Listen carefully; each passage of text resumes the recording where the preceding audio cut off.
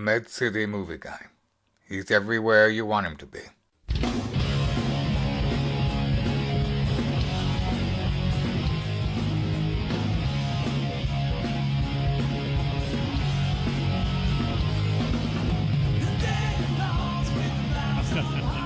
I found a Christmas song. And again, this is like 2 weeks in a row you're playing Christmas music. And he hates Christmas music lots. Can you name the band?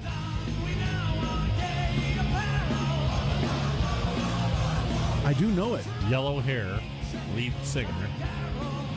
Is it Twisted Sister? It's Twisted Sister. Yes. News Talk 1340 KROC AM. We're not gonna wrap it. No, we're not gonna wrap it. We're gonna put it in a bag. That's all I got. That's all he's got. I'm glad for that as well, by the way. James Rabe's here. I'm Andy Brownell. Chris McSennick, the movie guy, is here as well. Merry Chris McSennick is what we say. Okay, nice. We'll do that today. That's nice how that works. Do you have that copywritten? Trademarked? It just helps people pronounce it correctly. All right. That's correct pronunciation of it. All right, well, welcome to the studios right on Discovery Beach. How are you feeling this holiday season? I'm very jovial. How y'all doing? I'm okay. All right. I'm very tired. I went to see Star Wars last night. Yeah, so you were one. Did you dress up? I did not. In fact, no one in the theater, and I was dressed up. It was a 3D theater at Paragon. No one dressed up. In fact, I don't even think it was full. You know what's funny? I went to see a mediocre movie earlier this week with my daughter at, it's not Wernberg anymore. It's Marcus? Marcus, yeah. And there's this old pop-up camper sitting on the curb. Yeah. It's old, and I'm like, what is that? It's a guy camping out for the Star Wars movie. That's the fun stuff, because I'm not a Harry Potter aficionado, so I have a hard time reviewing a film like that because I'm not the demographic. Right. Yeah. But I did go to one of the midnight shows, and it is so clear how excited people get about that. And that stuff. makes me excited. And it is. You're right. It's contagious, and it's fun because I went out there at one of the PB photographers a while ago to see one of the Hunger Game movies. A couple people dress up, and they really get into that, and that's fun. That's fun. Even like Sex in the City was kind of a women's night out thing. I was at a station that hosted a huge party. Yeah. It was we had cocktails and everything at the theater. They loved it. They absolutely loved it. Now, again, a good example. Not a movie targeted at me. Right. My review was not welcome. But, speaking of Star Wars, we do have a review we could play. I did a quick interview with some folks. Do that now? Let's do that now since we're talking about new movies and Star Wars and stuff. These are some guys I found at the movie theater last night at Paragon right after Star Wars The Last Jedi played. All right, here we go. I thought it was good. It had good parts. It had bad parts. There were ups. There were downs. It made me laugh. It made me cry. Did you cry? I don't see any tears. You're a liar. Inside. Inside you cried. Yes. All right. And you guys? I would have to say this ranks as probably my favorite. It had... Speechless. Verklempt, yeah. No, I think it had just great. We were talking about the cinematography was fantastic. Shooting at different angles. The sound editing was phenomenal. Just the choice of action, sequence, drama. Pretty awesome. Yeah, I think that, what we're seeing with the new movies, it's very respectful of the original trilogy, but it still moves in kind of a new direction, and it's a lot of fun. Yeah, let's see. We got some gents over here. How about you? What'd you think? I didn't expect it to be as funny as it was. It was really funny. It was from the very funny. beginning. Yeah. Right. It's hilarious. And you, sir? Snope CGI still just kills me. and how do spaceships fall in space when they explode? You are a party pooper. He's a party pooper, isn't he? I'll be one too. How is there noise in space? There's a vacuum. Well, there wasn't a few times. Yeah. What? It was an awesome spoilers. movie. It was. It was fun, wasn't it? It was very fun. And how about you? Am I too young to say there was a nostalgic feeling in that movie? I think they did a good job of tying things together. They had a pretty good cliffhanger. We still don't know about Ray's parents. Right. What about that? Well, what I liked is that even though it was, what did it clock in at? 2.5 hours? Yes. It still kind of felt like it was moving fast. Right. Yeah. Absolutely. But it could have been 90 minutes, right? No. No? 90 minutes wouldn't have done it. Oh, all right. Sorry, James. How about you guys? Do you think it could have been 90 minutes and been okay? I think easily 95. Okay, 95. 95, yeah. Because I'm at that school that says, come on, cut something out. Let's get out of here in 90 minutes. It packs a lot in. It does. But I don't know. It's hard to say. It felt like 90 minutes. That's okay. It felt like 90 just got minutes on in with a my good notes. way. I don't even know how long was it. 152 minutes. Well, there you go. Yep. Yeah. Yeah, it's a lot of minutes. Like 90 minutes. What time did you get home? Right, well, thank you, gentlemen. All right. Thank you. I got home late. I mean, early. I was you were out. home early is what you were. Well, I think I got home around 10:30. Oh, I was thinking it was like 1 in the morning. No, but still, it's a school night, so it's a mistake. Oh, I thought it was the midnight show you went to, so you just went like last night then. Yeah. Yeah, and everyone enjoyed it. It's just the crowd was not into it, so it wasn't as fun an experience for me. And I can recommend the movie, especially if you've watched all the movies, and even if you haven't, you still get along fine. Yeah, there was an interesting comment somebody made though, because the thing about this is what we call revered material. So you just don't come in and say, like Tarantino's going to come in and do a version of Star Trek. This is a dangerous area because, I like Tarantino. He's got a huge amount of fans. But the Star Trek, the Trekkies, they look for the little details, like, he's callbacks. He's wearing his, exactly, callbacks and things like that. They're serious about this. They're hardcore. I mean, when I went to one of the Twilight viewings, and afterwards, I didn't know a lot about it, but I was talking to one of the people that works there, one of the girls, and she was explaining, this thing about Twilight, like how important it is, and how if you deviate, and you see the same thing, the Harry Potter films as well. It's called revered material. You got to be real careful with it. So it's interesting. I'm a big Sherlock Holmes fan. It's just a dang movie. My whole family's been steeped in Sherlock Holmes my whole life. I would have deduced that about you. No, that's very good. I see that your game is afoot. And so when I see some shows that don't respect the canon, I think that's not very smart because you're making characters do things they wouldn't do. But on the other hand, I don't have to go watch it. So I try and temper my thoughts, but you're right. I want the movie to respect what happened before. I heard the same thing about Jack Reacher. Somebody, a good friend of mine, big fan of the Jack Reacher books, and says I can't imagine Tom Cruise. I hear that a lot. Exact same thing. Yeah, and I see. And the thing is, I didn't read the book, but I like the movie a lot, and maybe I shouldn't. I should not read the book. So they all say it should be this big hulking man. Exactly.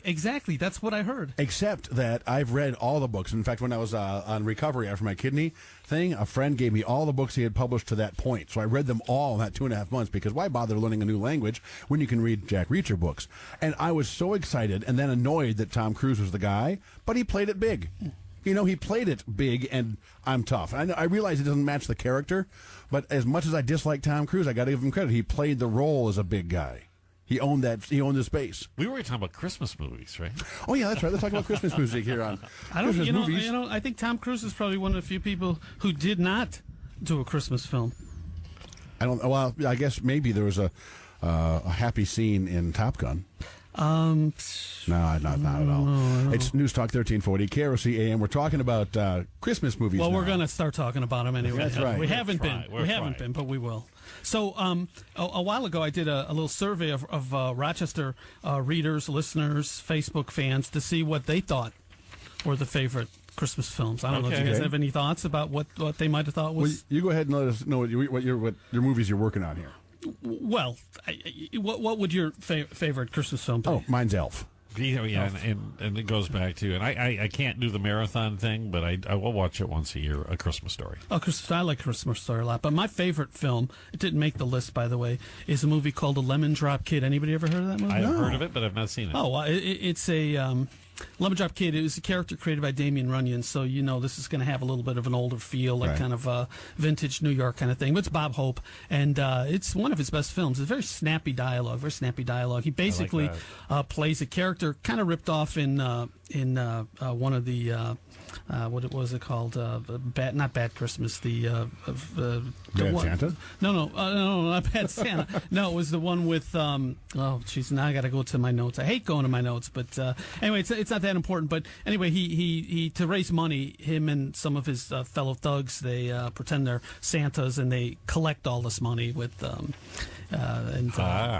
then they get busted, and then he's got to pay back, things like that. So anyway, one of my favorite films. Watch it all year round, actually. Lemon Drop Kid. So take a look at that. Anyway, it didn't make the list, but number way on the bottom, Polar Express, Die Hard. How did Die Hard suddenly become a Christmas film? Because it's like bacon.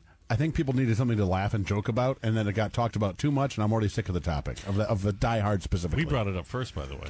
I don't mean I'm sick of talking about movies that might be or might not be Christmas. I mean the Die Hard thing is being played like the bacon thing. Yeah.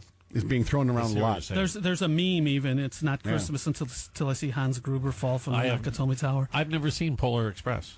Oh, we're talking about Polar Express now. Well, you mentioned both. Okay, so. we were on Die I'm Hard. trying to shift Fred, gears. Fred Claus, by the way, is the one I couldn't think of. Anyway, Fred Claus is a very similar plot to Lemon Drop Kid. But so, are you a fan of Polar Express? Well, I mean, again, this is what we talked about earlier with the revered material. So right. yeah, I mean, you gotta love the way it translated from the book to the movie. So yeah, I guess I am in that regard. It doesn't make my list because I look for more entertaining type stuff. Elf was very good. Some people liked a good amount of people like Home Alone. Rochester liked Home Alone. It's all right. I know you hate it. I do. Well, I think the interesting thing about Home Alone is when you put Joe Pesci in a Christmas film, I'm expecting him to be some sort of mob wise guy extorting money extorting money from a snowman, maybe threatening to throw road salt in its face if it doesn't pay. That's what I expect. But we didn't get that. Am I Santa Claus? Am I a clown? Oh, yeah. How am I? How am I jolly? How am I jolly? Christmas Story was up there. It's a Wonderful Life. I don't think I ever heard of that one. No. I'm one of those that thinks that sometimes Frank Capra wasn't so great. The number one Rochester favorite Christmas movie, which I didn't hear anybody mention, was National Lampoon's. Oh, yeah. Just before you got here, Danielle Teal said she loves Christmas. That was it. The Lampoon movie from Christmas. She was adamant. There was no discussion either. Yeah. That was it. Yeah, well, you don't argue with Danielle.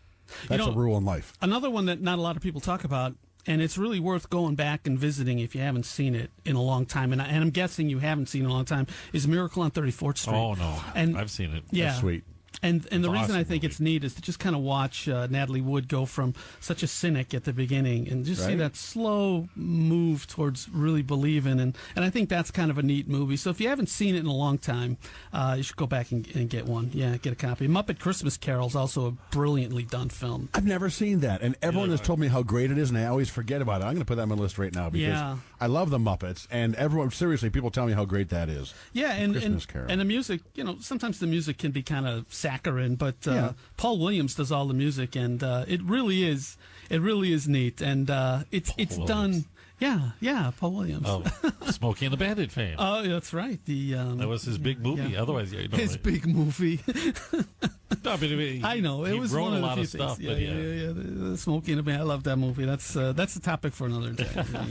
Yeah. And a whole different kind of movie. Yeah, it's a very different kind of movie. Santa Claus, the Tim Allen series is very popular. But no, those were the big ones. Kids love those. Yeah, I mean, other ones just sort of peripheral. Rise of the Guardians had a Christmas reference. So did The Godfather and things like that. But I think there's a whole other generation of Christmas movies now. I think we went a couple of cynical decades, between things like White Christmas and that, and then all of a sudden, we have a couple of recent films that seem like they're a lot of fun. So Well, something Andy and I mentioned a few weeks ago. What about Nobody's Fool? It takes place during the holiday season. It's a family rekindling an actual family feeling. There's a lot of that. I mean, it's not a movie about the rebirth of Christ or anything, but there's a lot of those themes in it where families are brought together. A little boy gains strength and an understanding, and there are people that are redeemed. So you do see a lot of the sort of the family get-togethers. There was one not that long ago called I think it was called something about this one's Nothing Like the Holidays, and this was sort of a Puerto Rican family in Chicago that get back together. So you see a lot of things like that. Well, maybe we need a category that's like Christmas movies and movies that would fit during Christmas on Lifetime. Come on. I mean, would be a Lifetime Christmas. The Lifetime channel is a Christmas movie. Well, that's what I mean. Because like Nobody's Fool is great, but it isn't a Christmas movie. Die Hard isn't really a Christmas movie, but that would never play on Lifetime. But wouldn't that be awesome if it did? Bad Santa's not really a Christmas movie. Actually, I really enjoyed that movie, though. Well, the first one or the second one? The first one. Yeah, the first one. He has his redemption. I like Billy Bob, so usually he does pretty good for me. He's a lot more versatile than I think people give him credit for. Office Christmas Party last year. Not sure if y'all saw that. It kind of came and went, but Jennifer Aniston was a sort of mean boss. They were, cutting out a lot of the funding, and they just wanted to really have that Christmas party because it does so much for morale. And a lot of eggnog was drank. And Jason Bateman, one of my favorite actors, has a small role in that. But he surprised me the first time I watched Orange is the New Black. I couldn't believe how believable he was. Oh, no, I'm sorry. You're right. I'm talking about the wrong guy. A different Jason. You're thinking Arrested Development guy. Arrested Development. Loved him. Yeah, and also in another grittier show called Ozark. Have you seen this? No. Yeah. JB, our boss, and a guy named Hercules calls in now and then. They both love Ozark. And I started watching the first season, and it just was so hard. Yeah. But Bateman's great. Yeah, Bateman's great. Is that is that a Netflix thing? It ends up being a drug dealing kind of thing. He's a money launderer for cartel, and they're. It's rough. Yeah, and it's kind of like this movie Winter's Bone with what was her name, Jennifer. How can I forget this? She was the blue one in the X-Men. The blue one. Anyway, Jennifer Lawrence. About. Okay. Yeah. Anyway, so the blue one. I'm ashamed. That's like my superhero cred just went out the. That's okay. None of us knew it, so we had to guess at it. You mentioned the get together. How many? You mentioned the office party one. In recent years, I've seen that time and time again. That some engagement film.